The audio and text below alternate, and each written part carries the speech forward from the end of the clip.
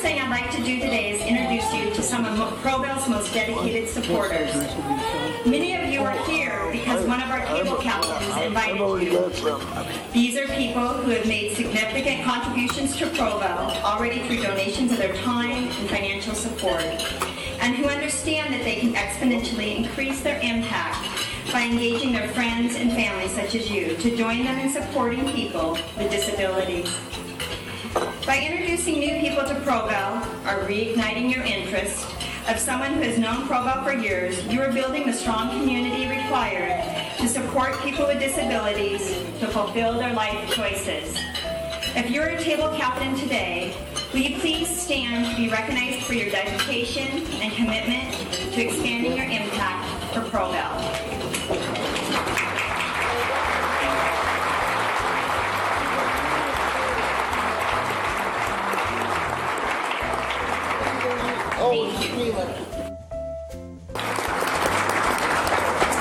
Thank you, Francis. I've been itching to get up here. I normally spend a lot more time up here at the podium, but we changed the schedule a little bit this year, so I have a different piece, and I bought a new suit and everything. So, but I'm happy to be here. As some of you have heard me say before, this is my favorite day. This is just a great event. I love the opportunity to bring together what we think of as the PROVAIL family. For some of you, this might be your first introduction to the family, and hopefully that's been a good one for you. I always feel like this kind of has a family reunion atmosphere to it, where we see old friends, we get a chance to introduce new folks, new significant others come into the picture, and it's just a great day. I love this event, so thank you for being here. And I also love, probably one of the things I love most about my job is getting to talk about what we do at PROVAIL and the impact that we have on the community. So I get to do that here for a few minutes, so I hope you'll bear with me. I'm happy to talk a little bit about success that we've been having at PROVAIL. And we've been very busy. We've been working very hard. You can see from some of the information in the program that things have been going pretty well. There's some information in there about our different services. And I want to talk about just a few of those areas. Over 300,000 hours of service in our community living program, helping our 62 residents make more than 10,000 trips out into the community. And I want you to know that these 19 sites are not mini institutions where the residents are stuck at home. This is a program that is helping people integrate and interact and get to know and be a part of their neighborhoods every day. Our employment program has grown dramatically over the last few years, expanding up to over 220 clients, supported by a team of 30 employment specialists. Over 70% of our clients are currently employed, and we're creating new jobs at the rate of 80 to 90 per year. These are jobs in the community, in typical workplaces, alongside coworkers with and without disabilities, at nothing less than minimum wage. Our clinical services have also grown. About a 25% increase in the number of cases over the last few years. Our therapy team has staffed over 6,400 appointments in the last year. And we have become the go-to choice for power wheelchairs and communication devices for everybody from Children's Hospital to school districts throughout the region. Overall, we're now serving nearly 1,300 clients across our programs.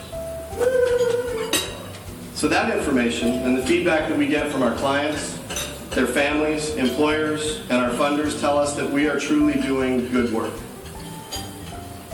But the sad reality is that good is not good enough. Not when the people that we are here to support continue to face some of the biggest and most pervasive barriers of any group in America. The 54 million Americans with disabilities are more than twice as likely as people without disabilities to have annual household incomes of less than $15,000. About 70% of working age adults are unemployed. That's 10 times the national unemployment rate. And 20 to 24-year-olds with disabilities, who you might think would be the best prepared, having just finished school, with all of the improvements that we've made in special education over the last 20 years, but the reality is their employment rate is less than half that of their peers without disabilities. 19% of people with disabilities report they've gone without needed health care in the past year. That's 1 in 5. And 1 out of every 3 Americans with disabilities lacks adequate transportation to simply access their community. PROVAIL, as we work with our 1,300 clients, we see these problems and many more, such as the many young adults in their 20s on the autism spectrum who come to our clinic having completed school, but who lack the communication tools they need to access the world. These young adults may also have challenging behaviors, and they may have been turned away by other agencies. But we know that many of those challenging behaviors are related to the simple frustration at not being able to communicate with the world around them. The employment numbers I mentioned earlier are not a surprise to me at all, given the lack of attention that we see in our high schools to the employment preparation for students in special education. I've heard many high school principals talk quite proudly about the percentage of their graduates who go on to college.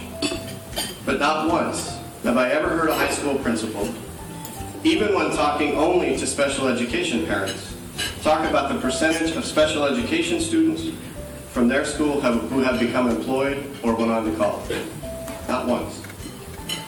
The reality is that most of our young people with disabilities are surrounded by a culture of low expectations and presumed inability.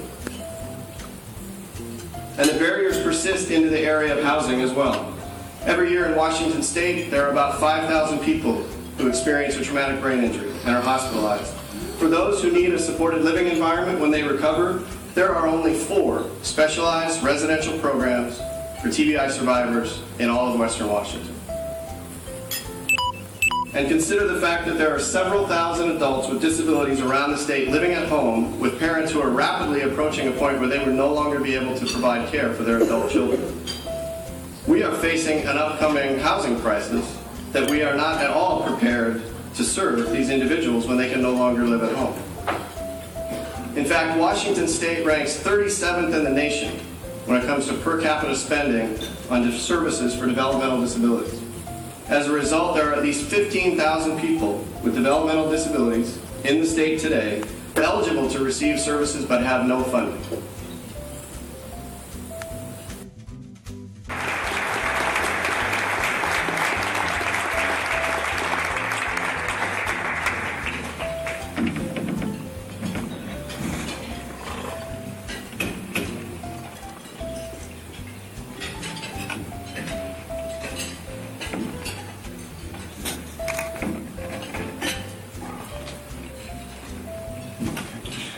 Thank you. I'm honored to be able to be Glenn's voice for today. So Glenn's speech is as follows. Hi, my name is Glenn Ramsey, and I am here to accept this award. It's an honor to be here receiving this award and to know that so many people look to me as an inspiration. Even though I live life with a disability, I am still able to live a happy and fulfilling life. I have a job helping cats and dogs find good homes in the community. Every Sunday I go to church. I go to computer groups at PROVAIL, and I'm involved in different fun activities through Seattle Parks and Rec. I believe everyone should have the opportunity to live a fulfilling life just like I do. Thank you.